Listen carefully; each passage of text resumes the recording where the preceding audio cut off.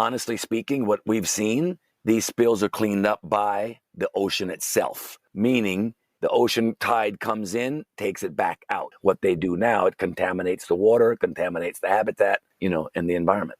There's probably millions and millions of gallons spilled on land each year.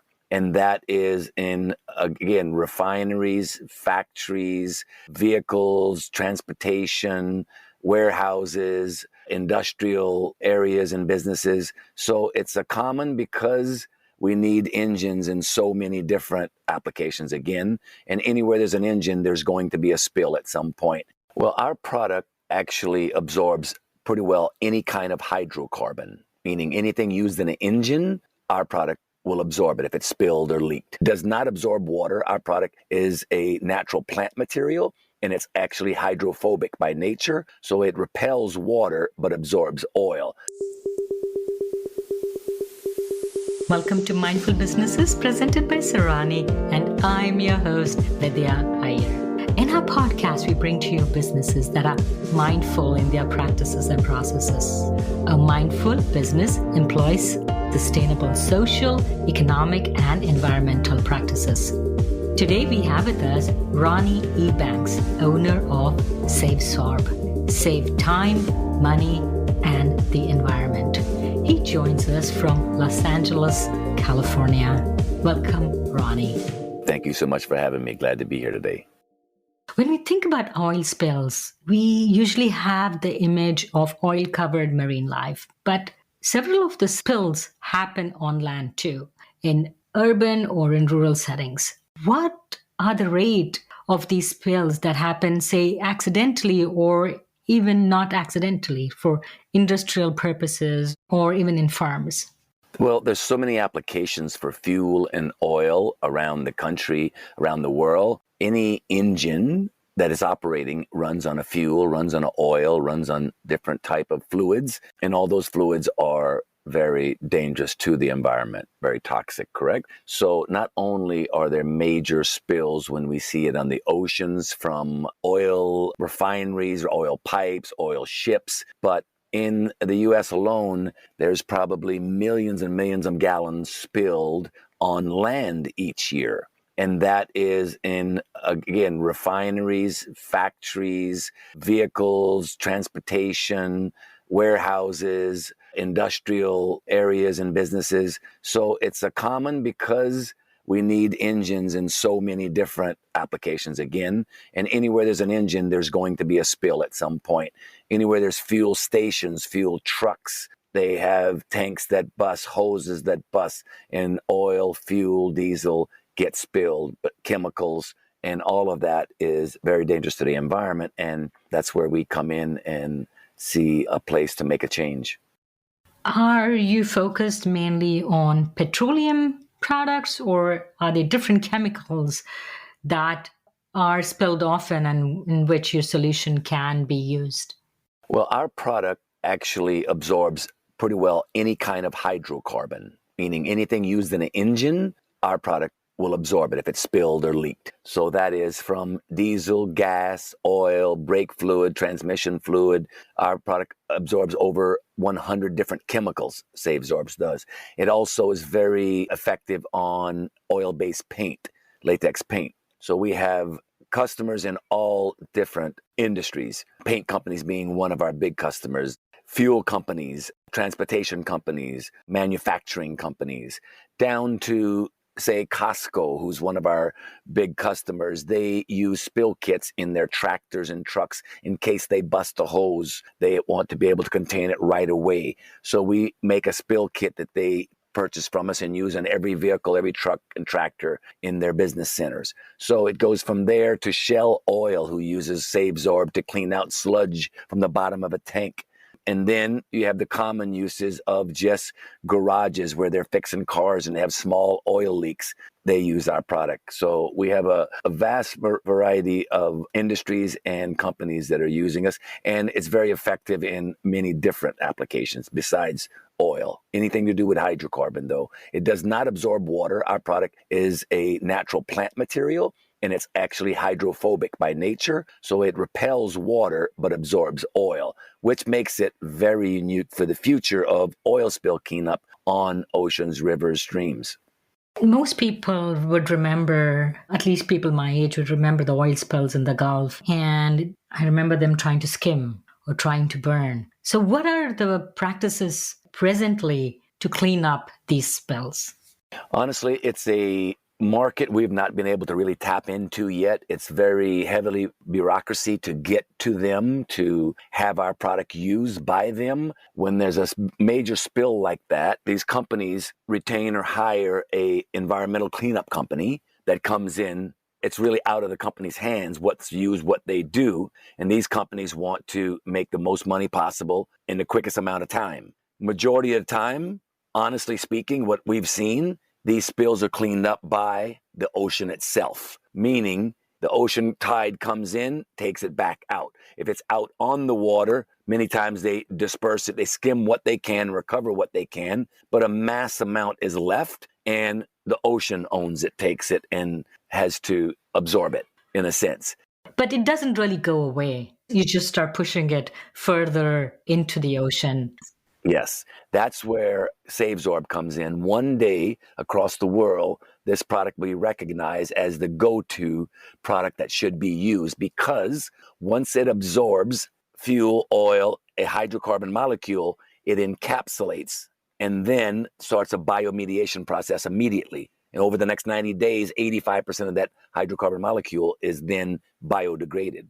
So it's really nature's miracle plant that's not really been supported or recognized for its capabilities yet. The oil spills on the water, especially one day, it's going to be so prevalent and effective for, because again, it won't absorb the water, it will absorb the oil. And after 72 hours, it will probably sink fibers after absorbing this oil. But again, they're encapsulated, they're trapped inside these fibers, so they never harm the environment after. So they can sink to the bottom of the ocean and do no damage to the ocean while they're being biodegraded, these fuel cells that are sitting on the bottom of the ocean. 3 to 5, 6 months later, it's actually gone, biodegraded. Unlike what they do now, it contaminates the water, contaminates the habitat, and the environment. Even if you skim it from the ocean, what do you do with it? They repurpose it, they clean it. What they can get up skimming, they're able to, reuse and put back into production or use. But again, on a high scale, I would say they get 70% of what they spill, possibly. I don't know if that's a big enough, if that numbers, if they reach that amount. So what happens to the other 20, 30% that doesn't get picked up? That's very harmful to our oceans, to our habitat, to our plants and marine life. We're slowly killing our planet everywhere, not only on the water, but on land. The fuel that doesn't get cleaned up off of land, where does it go? Into the soil, into the ground, into the water system at some point, sooner or later. Same thing with rivers or streams when they spill off of boats on these rivers. Where do they go? Down river and on the land. It saturates the water, kills the plants, the animals. Yeah, does it get taken out of the environment? That's why our product, We Scream, is so unique and so needed. The awareness around the world is needed for this product. But there are natural absorbents, right? Like peat moss or clay that are presently used. What are the natural products that people are using other than yours? Ours is a sphagnum peat moss, is our product, is our core product. It's arguably the best natural absorbent in the world, besides some other things they've found with mushrooms. They've make polymers that are also, we'll suck them up. They're not, of course, not all of them are green or environmentally friendly, but Savesorb is, I think, arguably the most effective for something like that, especially on water, but also on land, because it's, again, very effective in both environments. But right now they use, the big thing, they use the skimming, and what's left, you read about how many times they use dispersants to break it up, that it drops and it goes down into the ocean. So what happens to that? Does that kill the fuel cells? No, it damages more. I've heard that these big ships coming in international waters, they pour it overboard out in the international water because they have no pushback or no bureaucracy in global international waters to police them. On land, I had heard about this solution called phytoremediation, especially in case of brownfields. A brownfield is typically an abandoned industrial site or even a neighborhood gas station that has been shut down and has the fuel tank still buried in the ground. So phytoremediation, could that be used in some of the land-based spills? So like our product is used for bioremediation. If fuel is in the ground and they mix Savesorb in with that ground, it will absorb, encapsulate, draw the fuel and the hydrocarbons out of the ground and leaving it clean and able to be reused and extract the chemicals from it, the fuels from it, the hydrocarbons.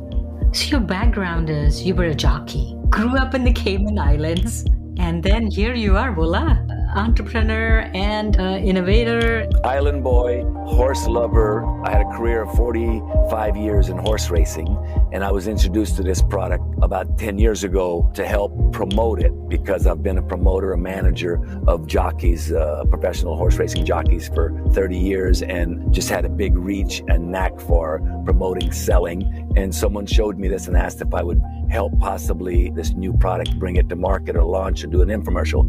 And after seeing miracle that this performed in front of my eyes, I wanted to be a part of it. I wanted to be a part owner, an investor. And the next thing you know, I am founding the company to launch this product because of just the potential I saw. The win, win, win, win, I call it. And that is helping the workers because it's so much easier and more effective for them and lighter to use. Helping the companies, it's saving them money. Helping the planet because it's protecting the earth and keeping the fuel and hydrocarbons from being in the earth, the waters, rivers, and our soils. And then also, in the end, helping myself with a company and my entrepreneur background and passion for doing new things and bringing new things, awareness to new products or companies. It's a win across the board. You honestly don't look like somebody who's been on a horse for 45 years and then a second career, 10 years. You have a lot of energy and passion in the way you speak. I've had a very unique life. Again, born in the Cayman Islands. I left at 6 years old. My mother married a U.S. citizen, and he moved us to the U.S. And at 6, 7 years old, I was in the South, Louisiana, Oklahoma, Texas, and where I got around horses and horse country. And by randomly down the road, a horse trainer I met, his son, and he was helping his father clean the stalls. And that was my first job at 12 years old, was cleaning horse stalls. And within 6 months, the father offered to teach me to be a jockey. And this dream started to be a professional jockey one day. And lo and behold, at 15 years old, I left home to start traveling the country and racing professionally. So I had a 7.5-year professional jockey career and was very successful and outgrew that. I was 5'9", trying to stay 110 pounds at 23 years old. I wasn't able to do it any longer. I grew out of that job, retired to become an agent managing jockeys. And I did that on a high level for 30 years and always had the vision of owning my own company, owning other businesses to take me away from horse racing to the next in my life. I wanted to do so much more. Yeah, here I am after starting 2, 3 different businesses and now really passionate about bringing this not only to the U.S. but to the world globally because it's something that's needed everywhere. This product not only absorbs oil, fuels, chemicals, paint, it absorbs blood, it absorbs feces, urine, soap, food oils. So it's so amazing. It's a great natural cat litter, believe it or not. I use it for my cat, his cat box, because it's organic, it's natural, and it's such an absorbent. It captures the ammonia molecules, the ammonia out of and kills the odor, and it takes the fats, oils, and greases out of the feces, therefore kills the odor of that, dries it out. So it's very, very unique and has so many uses. I call it God's miracle plant, the sphagnum peat moss. So where do you get this peat moss? Farmer and supplier is in eastern Canada, and it's grounds of acres and acres of peat bogs. And peat is primarily used for planting for nursery. So they have a major international global customer base for planting for nurseries. But it's also, this is used for animal bedding. It's used for, again, all these absorbents. Yeah, it has many different uses. It's really unique. So does it absorb odor too? Because you said you're able to use it for cat litter. Yes, what it does, it captures the ammonia molecules, therefore killing the ammonia smell. And with the feces, it absorbs fats, oils, and greases. So we use it in horse stalls for bedding instead of straw or shavings. It's very, very unique for horse bedding. We use it in chicken coops. One of my best friends, he became a big chicken farmer, and he was using it on the horses as I had advised him to. And he tried it in the chicken coop, and it took so much of the smell and odor. It's so much cleaner environment to work in with the chicken coops because of the properties studies how it works on feces. So you get this peat moss from Canada or other farms. What do you do with it? They harvest it, they bag it in different sizes for us, pre-bagged. We ship it here, resell the packaged bags, and then we break down the peat moss by 1,000-pound big totes that we use that to manufacture and make spill socks, spill mats. We fill these socks and mats with them, and they use that for spill containment. The socks are in case you bust a hose, spill kit on your truck with a sock and a mat. If you bust a hose, you throw the sock down. It keeps it from running into the water system, into the river, into the drainage, while you take a bag of the loose product and pour it on the spill. That'll clean it up immediately. And if anything gets left behind, the great thing is it's encapsulated. It'll never get back into the environment again. In 6 months, it'll be the dust. It'll be biodegraded. You keep saying encapsulated. How do you know that it won't leach back? By science, yes. We have a test called a fish biopsy test. And what they do is they absorb oil with Savesorb. They put 4 spino minnows in a fish tank, and they put that Savesorb that's absorbed the oil in the tank. If the fish lives 72 hours, that proves no benzene leached into the water. Otherwise, it would kill the fish. The fish were alive after 72 hours, so nothing leaches. Once it absorbs anything, it's inside the fiber. The fibers by nature are about 1 inch long. They are about 1/4 water, moisture, and 3/4 hollow. That hollowness is with the room it has to absorb oil, fuel cells, hydrocarbons. When it fills up, once it'll absorb about 15 times its weight. It has a waxy coating by nature, so when the molecule goes inside the fiber, the waxy coating closes it up. It can't come back out. It's trapped, and it has a positive-negative charge by science. It immediately starts a biomediation process, eating that fuel cell away.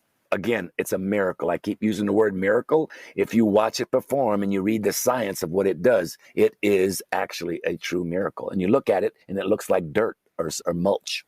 How big is this market?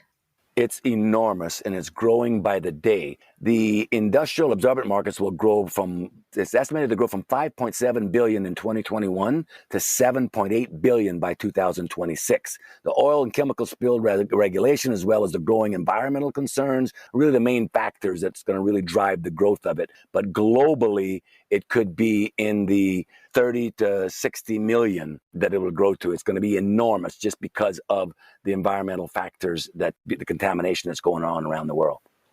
So there is a lot of work to take a solution that's available and make it into a sellable product. You were not the one to discover that peat moss does this. How did you even make it marketable? The 2 gentlemen that come across this, one gentleman particularly found it on the top of a roof of a restaurant where the fog, the fats, oils, and greases came out of the grease trap up onto the roof. There was a contraption there that had a sock in it filled with this material. And he found that sock and investigated and figured, what was this stuff? It was absorbing this oil and keeping it from running on the roof of the restaurant down the drain into the water system. So he found this, and we looked the whole market. There was nowhere to find it on the market, but we knew what the raw product was. Someone were using this. So we took it, we built the company around the value and the application of what it could do. We shot videos and shown the common product used in the market today is kitty litter, believe it or not. It's a clay product. And clay does not actually absorb, it adsorbs. It only attaches to the outside of this little grain of clay. And if it sits there long enough, it'll drip back off. So they have to use so much clay to get this oil because it's not really absorbing, it's just attaching. So in comparison, it takes 30 pounds of clay to clean up 1 gallon of oil. It takes 2 pounds of Savesorb to do the same job. So the worker, instead of carrying a 30-pound bag to go clean it up and then carrying that 35 pounds back, he only has to carry 2 pounds. So the weight load, the disposal, the storage, and the cost, and the simplicity and effectiveness comparable. Clay, you have to put about 3 different layers of clay down to get it fully up.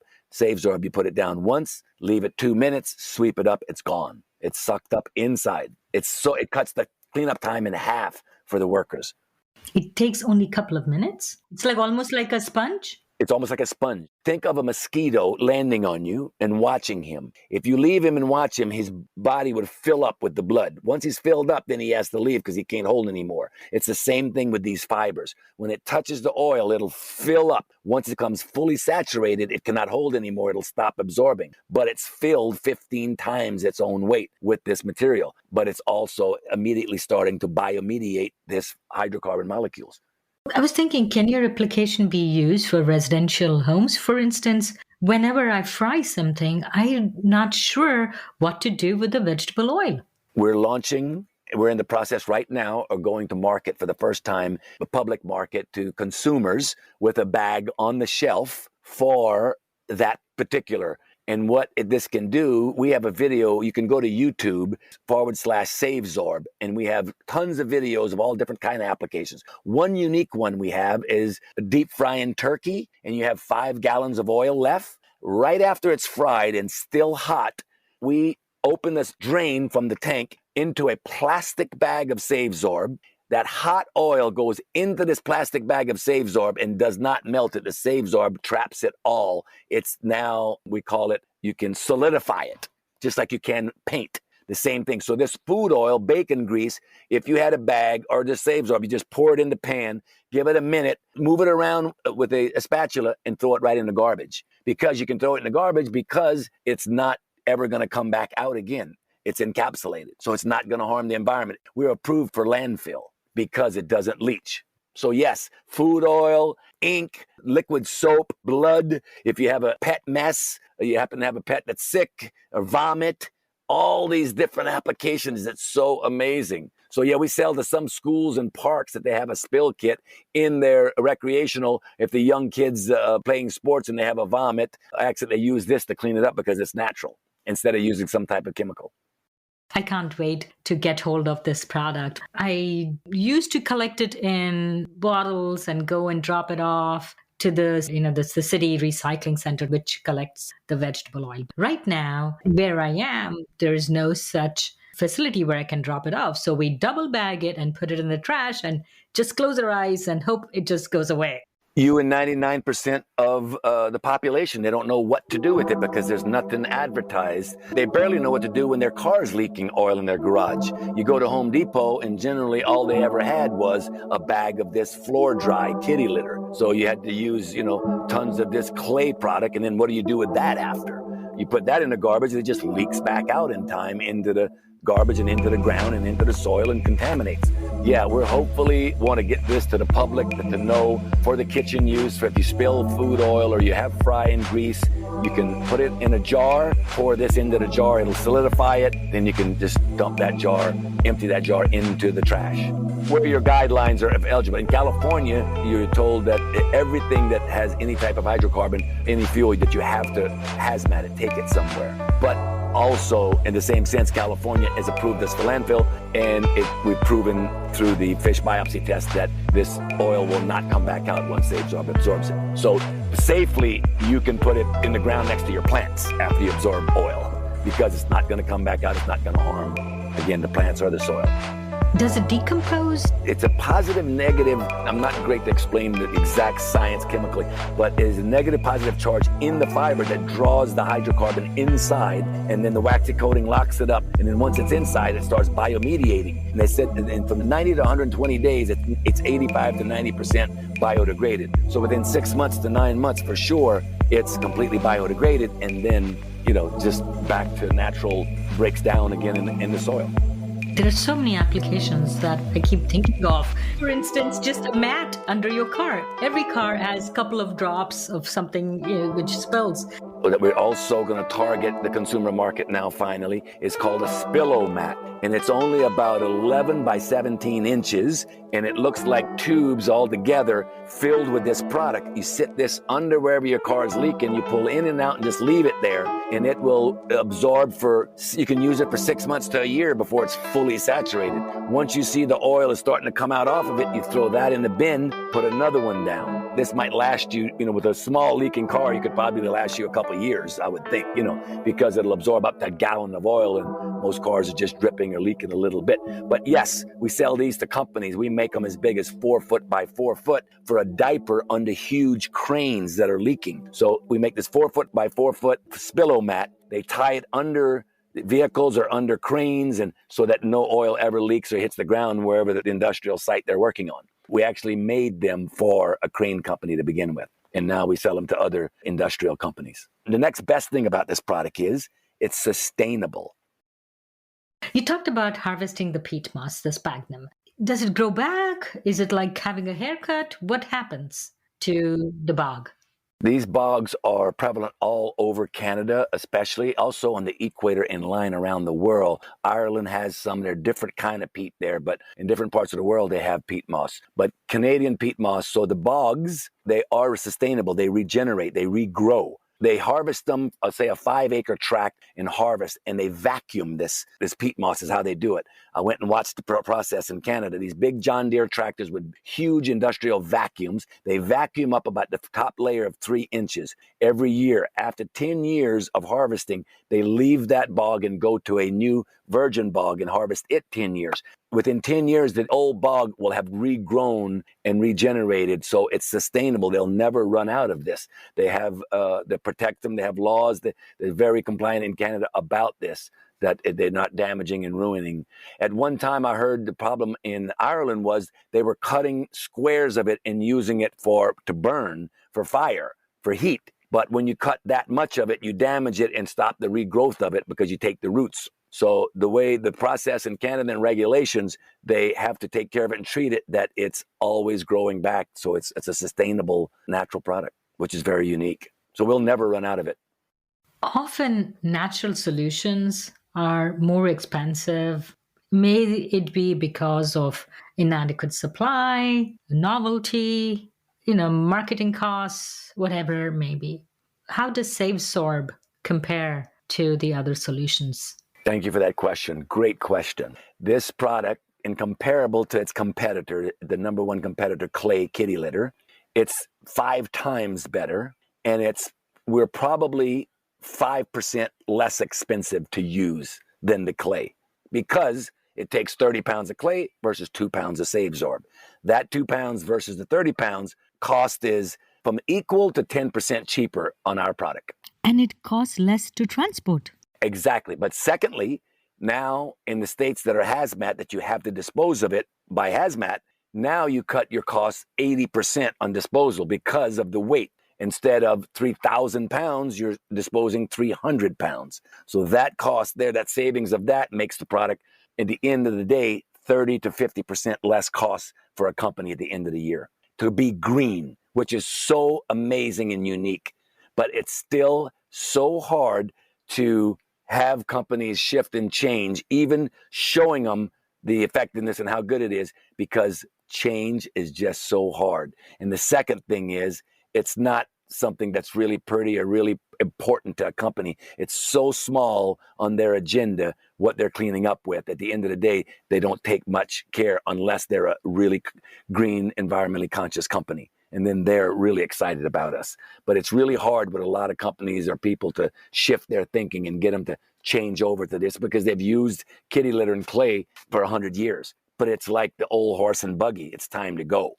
So can this product be used like biochar, or I just feel it could be repurposed? It's able to be used as a fuel for burn. That's the next step. And we're in process of doing a lot of work and bringing that too. So once we're using a mass amount of it and we get it distributed big enough, then there's enough to capture to reuse. But it's actually very, very popular for that afterwards. It will be. They don't know it yet.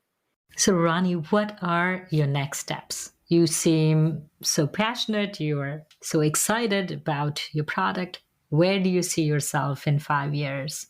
In 5 years, we see ourselves nationally a leading brand of absorbents for the home and the business, that it's also B2B and B2C, be the consumer. The consumer finds the value. We have now made aware the consumer community, and they're using it for 10 to 12 different uses in the home and in the garage. And we're the leading now the leading absorbent on the market because of so many factors of less expensive to use, so much easier to use, and more importantly than anything, green and eco-friendly, protecting Mother Earth. Third, in 5 years, the global community has picked up and realized, and now they're being implemented, and all states and countries are having a supply on this on hand. When fuel or oil or chemicals are in their water system, in the rivers, streams, or oceans, they're using this to extract it and take it out of the ocean from this toxic fuels and chemicals that are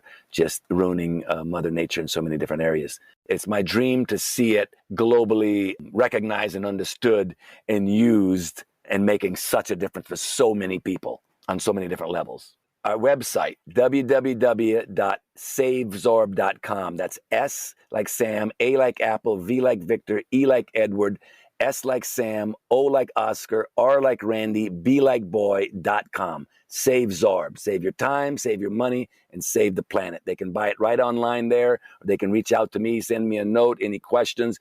Would love to hear from them. Thank you, Ronnie Ebanks, for coming on Mindful Businesses. We wish you all the best. Thank you so much for having me. I really appreciate it. And best of luck to you. You're listening to Mindful Businesses, produced and hosted by Vidya Iyer. We would love to hear from you. Send us an email to info@mindfulbusinessespodcast.com. If you learned a thing or two from this episode, share it with one friend. Click on the subscribe button to be the first to learn about our latest episodes. We recorded this podcast in Buffalo, New York. Theme music was composed by Tatum Gale. Roseanne Korean is our marketing assistant. Ketan Karat is our podcast editor. Constance Thurman is our nonprofit consultant. And our advisors are Jim Stone and Anupama Pastrija. This is Vidya Iyer with Mindful Businesses.